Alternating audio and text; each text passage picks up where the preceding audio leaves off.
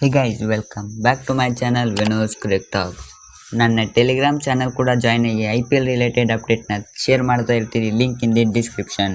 Update number 1, ನಮ್ಮ RCB player Dinesh Karthik ಅವರು IPL ಇಂದ ರಿಟೈರ್ಮೆಂಟ್ ತಗೋತಾರಂತೆ.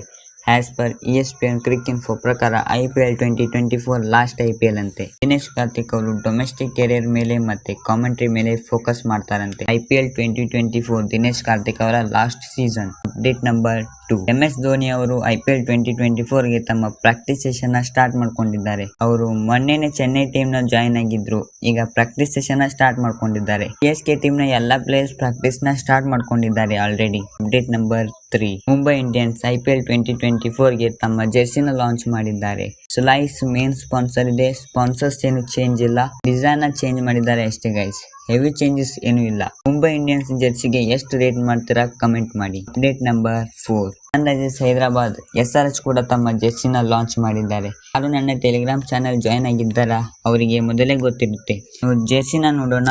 ಖಾತೆ ಜೆರ್ಸಿ ತರ ಇದೆ, ಸರಿಯಾಗಿ ಅವರ ಲೋಗೋ ಕೂಡ ಕಾಣಿಸ್ತಾ ಇಲ್ಲ ಗೈಸ್. ಡ್ರೀಮ್ 11 ಮೇನ್ ಸ್ಪಾನ್ಸರ್ ಆಗಿದ್ದಾರೆ.